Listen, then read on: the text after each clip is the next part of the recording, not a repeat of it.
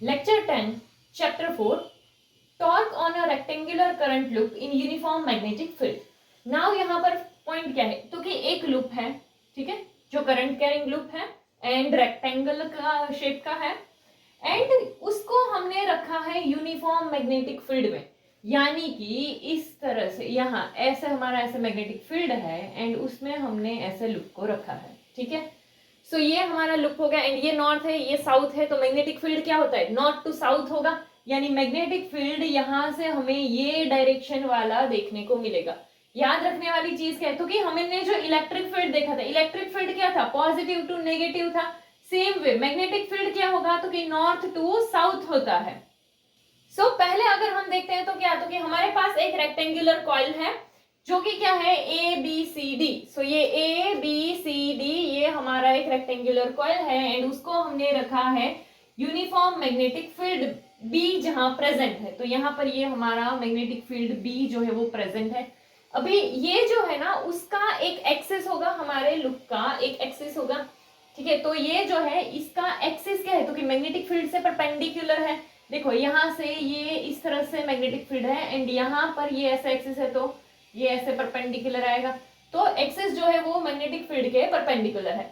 Now यहाँ पर देखो, यहाँ से ऐसे अगर हम देखें तो यहाँ से करंट का डायरेक्शन ऐसा है, तो वो यहाँ से ऐसा पास हुआ, फिर वो यहाँ से ऐसे पास हुआ, यहाँ से ये डायरेक्शन में पास होके यहाँ से यहाँ आया। देखो यहाँ पे भी ये करंट का डायरेक्शन ये है।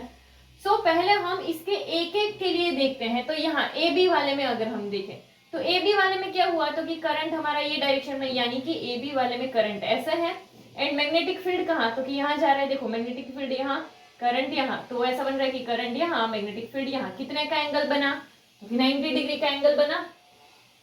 फिर चीज अगर हम देखें तो एक ये वाला उसकी सामने वाली साइड कौन सी है, सी डी। तो सी डी वाले में भी ऐसा हो रहा है क्या, तो कि करंट ऐसा है एंड मैग्नेटिक फील्ड ऐसा है, ठीक है। तो उसमें भी ऐसा ही हो रहा है। चलो सो पहले एक चीज यहाँ पे, ये लूप का ये वाला जो साइड है A B and C D, ये रेक्टेंगल है, अपोजिट साइड का वैल्यू इक्वल होगा। तो ये जो है वो सपोज उसका लेंथ क्या हो, बी हो, ठीक है। तो ए बी का भी बी होगा एंड सी डी का भी बी ही होगा। सेम वे अगर हम यहाँ पर देखें कौन सा, तो कि ये B C and A D दोनों अपोजिट है, रेक्टेंगल की अपोजिट साइड्स, ऐसा सोच सकते हैं। तो वो दोनों का वैल्यू क्या होगा, सेम होगा। तो इसीलिए A D and B C दोनों का वैल्यू हम क्या सोचते हैं, ए। चलो तो यहाँ से ये वाला जो डिस्टेंस है वो क्या हो गया, ए हो गया। तो अगर एरिया देखना है तो ये रेक्टेंगल का एरिया, रेक्टेंगल के एरिया का फॉर्मूला क्या है, लेंथ इंटू ब्रेड्थ। तो यहाँ पे जो दो साइड है क्या, एक ए था एंड एक बी था, तो इसीलिए एरिया क्या आएगा, ए बी। नाउ यहाँ पे जो है ये दोनों जो आर्म है ना, एक ये वाला आर्म एंड एक ये वाला आर्म, वहां पे हमने देखा कितना, तो कि 90 डिग्री का एंगल बन रहा है। एंड दूसरा अगर हम देखते हैं तो वो है ये बीसी वाला साइड एंड एडी वाला साइड। नाउ उसके लिए क्या है, तो कि बीसी वाला साइड इस डायरेक्शन में है। नाउ मैग्नेटिक फील्ड भी तो कैसा है, तो कि इसी डायरेक्शन में। तो ये दोनों तो पैरेलल हो गया, पैरेलल यानी एंगल कितने का आ जाएगा, 0 का आ जाएगा। सो अगर हमें मैग्नेटिक फोर्स फाइंड करना, तो मैग्नेटिक फोर्स का फॉर्मूला था, हमने मैग्नेटिक फोर्स का फॉर्मूला पढ़ा था एंड वो फॉर्मूला था हमारा आई एल क्रॉस बी, ऐसे टाइप का फॉर्मूला था, राइट। एंड यहाँ पर जो है अगर हम इसको लिखे तो ऐसा भी लिख सकते थे कि I L B sine theta. तो यहाँ पे देखो कि ये दोनों तो पैरेलल में है, तो थीटा कितना आ जाएगा, 0 आ जाएगा। तो साइन थीटा की जगह साइन 0 लिख सकते हैं। एंड ये वाला साइड है यानी एल की जगह क्या आ जाएगा, ए आ जाएगा। तो आई ए क्रॉस बी एंड यहाँ पर साइन थीटा के लिए दोनों पैरेलल था तो 0 आ गया। तो यहाँ पे क्या हो जाएगा, I A B sine 0। Now sine 0 का वैल्यू क्या होता है, क्योंकि साइन 0 का वैल्यू 0 होता है एंड उसका इसके साथ मल्टीप्लाई तो भी 0 आएगा। तो जो फोर्स मिला हमें उसका वैल्यू क्या हो गया, 0। सो यहाँ पर हम क्या बोल सकते हैं, तो कि कोई भी फोर्स एक्सर्ट नहीं होता है। कौन से दोनों आर्म पे, तो कि जो एडी वाला आर्म है एंड बीसी वाला आर्म है उस पे कोई भी फोर्स एक्सर्ट नहीं होता है। ये वाले पे एंड ये वाले पे, ये दोनों में से किसी में भी कोई भी फोर्स एक्सर्ट नहीं होता है। उसके बाद अगर हम देखें उसका रीजन भी है कि क्या, तो कि मैग्नेटिक फील्ड एंड ये जो है वो दोनों एक दूसरे से पैरेलल है। उसके अलावा जो A B and C D वाली साइड है, ये तो हमने ऑलरेडी देख ली कि ये ए बी वाला साइड एंड ये सी डी वाला साइड, ये दोनों कितना एंगल बना रहे थे, ऐसे 90 डिग्री वाला एंगल बना रहे थे ना। कि चलो ऐसे ये ए बी वाला साइड है, यहाँ से मैग्नेटिक फील्ड गया तो 90 का बना रहा था। यहाँ पर भी ये सी डी वाला ऐसे है, यहाँ से मैग्नेटिक फील्ड गया तो चलो वो जो है परपेंडिकुलर है। इन शॉर्ट मैग्नेटिक फील्ड से ये दोनों ही जो है वो कैसे परपेंडिकुलर है। तो हम पहले ए बी वाला फाइंड करते हैं। ए बी वाले साइड की वजह से जो मैग्नेटिक फोर्स है उसे हम क्या बोल देते हैं, F1।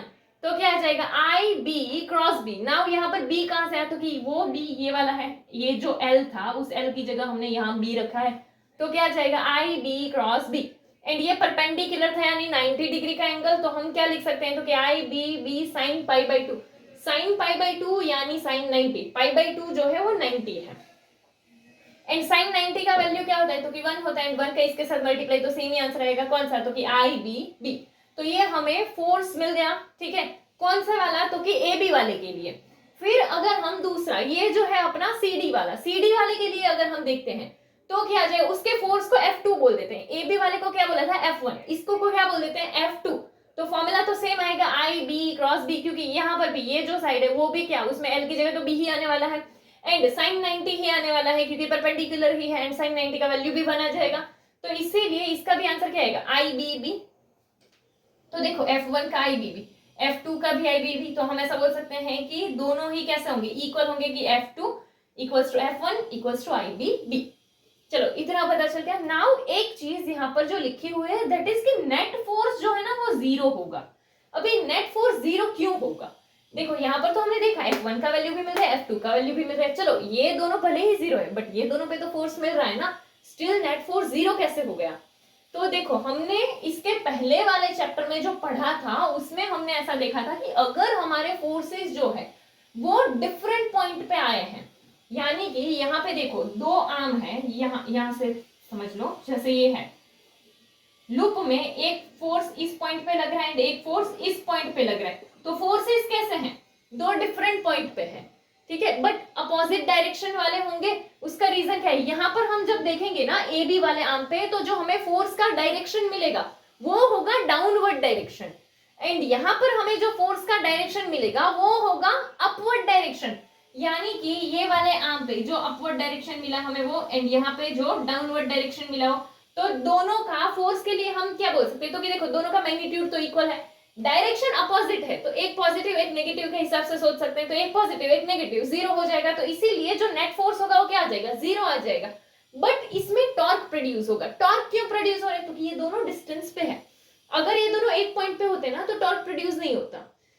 सी यानी अगर ऐसा है, चलो हमारे पास ऐसा है, एक फोर्स यहाँ इस डायरेक्शन में एंड एक फोर्स यहाँ इस डायरेक्शन में, ये दोनों एक दूसरे से अपोजिट है बट एक ही पॉइंट पे है, तो ये इसको मूव ही नहीं करने देंगे। यहाँ पे जो है ना उसका फोर्स भी 0 हो जाएगा एंड इसका टॉर्क भी 0 हो जाएगा, बट इस वाले में फोर्स 0 हो रहा है क्योंकि दोनों फोर्सेस इक्वल है मैग्नीट्यूड में, एंड दोनों का डायरेक्शन अपोजिट है तो 0 हो गया, बट यहाँ पर टॉर्क प्रोड्यूस हो गया। उसका रीजन क्या है, क्योंकि दोनों फोर्सेस एक पॉइंट पे नहीं है, दोनों फोर्सेस डिफरेंट पॉइंट पे है, ठीक है। इस चीज को अगर हम देखें, सो ये तुम्हारा A B C D loop है, ठीक है, यहाँ पे A B C D loop था, वैसे ये A B C D loop हो गया। सो यहाँ पे ये चलो ये हमारा लूप है, ये उसका साइड हो गया ए बी एंड ये हो गया सी डी, देखो यहाँ पे ए बी सी डी ऐसा था, ठीक है, यहाँ पे हो गया ए बी, यहाँ पे हो गया सी डी। अभी हमें जो ए बी वाला फोर्स मिला वो यहाँ ऐसे डाउनवर्ड डायरेक्शन में, यहाँ सी डी वाले में जो फोर्स मिला वो ऐसे अपवर्ड डायरेक्शन में है। नाउ हो क्या रहा है, तो कि ये जो है ना उसको फोर्स दे रहा है कि भाई ऊपर जाओ, तो इसीलिए ये ऐसे ऊपर जा रहा है, साथ में ये जो है इस साइड पे कौन सा, तो कि नीचे जाओ, तो ये यहाँ से ऐसे नीचे जाएगा, ये यहाँ से ऊपर जाएगा ऐसे, तो वो तो ऐसे रोटेट कर देगा, ठीक है, फिर ये ऐसे नीचे जाने को बोलेगा, ये ऊपर जाने को, तो यहाँ पर ये ऊपर तो ये नीचे, तो ये ऐसे रोटेट कर देगा, तो इस तरह से ये जो लूप होगा ना वो ऐसे रोटेट करेगा, इसकी वजह से क्या हो रहा है, टॉर्क प्रोड्यूस हो रहा है। वही ये हमने ये वाला केस देखा, अगर हम ये वाला केस देखेंगे यानी तो कि दोनों एक ही पॉइंट पे हो, तो देखो एक फोर्स यहाँ पे हमारा, ठीक है, इस डायरेक्शन में, दूसरा फोर्स यहाँ पे है ये डायरेक्शन में। अभी इसको मैं कुछ भी कर लूं, यहाँ यहाँ ऐसे ऐसे, वो थोड़ी ना ऐसे घूमने वाला है क्योंकि कोई कहीं जा ही नहीं रहा है, एक लीनियर हो गया ऐसे, ठीक है, तो यहाँ पर कोई भी टाइप का टॉर्क प्रोड्यूस नहीं होगा। बट अगर दो डिस्टेंस पॉइंट पे है तो टॉर्क प्रोड्यूस, जैसे एक यहाँ पर है एक यहाँ पर है, तो दोनों अपोजिट डायरेक्शन में फोर्स लगेंगे ना, तो ये नीचे धक्का देगा, ऊपर धक्का देगा, तो ये ऐसे रोटेट कर देगा, तो इसीलिए इसमें हमें टॉर्क प्रोड्यूस होता हुआ दिखाई देता है, ठीक है। तो यहाँ पे जो टॉर्क प्रोड्यूस होगा वो कौन सा, तो कि F1 एंड F2 इन दोनों की वजह से, ये दोनों फोर्सेस की वजह से टॉर्क प्रोड्यूस होता है। नेक्स्ट, सो अभी हमने जैसे देखा कि अगर हमारा फोर्स ऐसे दो डिफरेंट पॉइंट पे लग रहा है तो टॉर्क प्रोड्यूस होगा, ठीक है। तो जैसे यहाँ पे हमारा कि ये फोर्स ये डायरेक्शन में होगा एंड ये फोर्स इस डायरेक्शन में होगा, वो हमने इस लूप के हिसाब से भी अभी देखा कि ये वाला आर्म जो है उसका फोर्स डाउनवर्ड डायरेक्शन में होगा, ये वाला जो है उसका अपवर्ड डायरेक्शन में होगा, तो इसीलिए वो इस तरह से रोटेट करेगा। यहाँ पे देख लो कि जैसे ये वाला फोर्स जो था वो क्या था F2, तो वो F2 ऐसे ऊपर वाली डायरेक्शन में है, ये वाले का जो फोर्स था वो ऐसे डाउनवर्ड था F1, तो वो ये डायरेक्शन में है। नाउ यहाँ हमने देखा था कि बीच में ऐसे एक एक्सिस है, ठीक है, तो वो ये ऐसे एक्सिस होगा। तो अगर ये पूरे का डिस्टेंस a था तो वो यहाँ पर क्या a/2 हो जाएगा, एंड वो इसी एक्सिस के हिसाब से ऐसे रोटेट करेगा। सो यहाँ पे अगर हम देखें ये क्या है, तो कि AD एंड जो है उसका व्यू दिया, ये जैसे AD है ना, तो यहाँ से जो लूप है वो जैसे ऐसे रोटेट हो रहा होगा, वो किस तरह से हो रहा होगा वो ये शो किया हुआ है यहाँ पे। एंड एक और चीज क्या है, तो कि इसमें जो टॉर्क प्रोड्यूस होता है उसकी वजह से लूप जो रोटेट करता है वो एंटी क्लॉकवाइज डायरेक्शन में करता है, ये पता है ना, क्लॉकवाइज एंटी क्लॉकवाइज। क्लॉकवाइज यानी जैसे वो क्लॉक की डायरेक्शन में हो, जैसे अगर हम देखें तो क्लॉक का डायरेक्शन जो है यहाँ से वो क्लॉक ऐसे घूमती है, तो एंटी क्लॉकवाइज यानी इसका उल्टा, तो वो कैसे ऐसे घूमेगा, ठीक है, तो हमारा ये इसी तरह से घूमता है इस डायरेक्शन में, इसीलिए ये कौन सा, तो कि एंटी क्लॉकवाइज डायरेक्शन में घूमता है। तो टॉर्क इसमें जो प्रोड्यूस हो रहा है वो अगर हम देखें तो रिजल्टेंट टॉर्क हम फाइंड कर सकते हैं। रिजल्टेंट टॉर्क के लिए क्या करते हैं, तो कि टाउ इक्वल्स टू टाउ1 प्लस टाउ2। नाउ जो है ये टॉर्क प्रोड्यूस हो रहा है, तो टॉर्क फाइंड करने का हमारे पास एक फॉर्मूला था, वो क्या था, तो कि magnitude of force into perpendicular distance. So यहाँ पर फोर्स का मैग्नीट्यूड यानी जो है टाउ1 के लिए F1 हो, एंड डिस्टेंस जो आएगा वो कितना, तो कि इतना होगा, क्योंकि वो जो ऐसे रोटेट कर रहा होगा, ये दो फोर्स है तो डिस्टेंस इतना ही आएगा, तो क्या हो गया a/2, तो इसीलिए यहाँ क्या आ गया F1 a/2। नाउ टाउ2 के लिए भी सेम चीज होगा, मैग्नीट्यूड ऑफ फोर्स यानी F2 एंड डिस्टेंस के लिए a/2। सो यहाँ पे अगर हम देखें F1 का फॉर्मूला हमने फाइंड किया था अभी थोड़ी देर पहले, तो वो क्या था, तो कि IBB, F2 का भी सेम ही वैल्यू आया था IBB, ये a/2 का a/2 एंड यहाँ पर भी a/2 का a/2। नाउ a2 यहाँ पर है, तो वो ऐसे पूरे के नीचे भी तो हो ही सकता है, ठीक है, तो वो कैसा हो जाएगा, तो कि वो ऐसा हो जाएगा कि IBB/a/2 plus IBB/a/2। Now denominator same है तो उसे एक बार लिखेंगे, इन दोनों का प्लस इसका एंड इसका, तो क्या हो जाएगा, तो कि 2IBBA एंड 2 कैंसल, तो IBBA ऐसा बन गया। एंड यहाँ पर कि ये a को अगर हम यहाँ लिखे तो क्या हो जाएगा IABB। सो ये ए बी देखो हमने स्टार्टिंग में देखा था कि ये जो है ऐसा था कि a इक्वल्स टू AB ऐसा था, तो वहां पर हम a लिख सकते हैं, तो क्या IAB, तो ये हमें क्या मिला, टाउ मिला। एंड यहाँ पर क्या है, तो कि a जो है ये हमारा जो a है वो क्या है, तो कि एरिया है, ठीक है, ये जो रेक्टेंगल बन रहा है उसका एरिया है।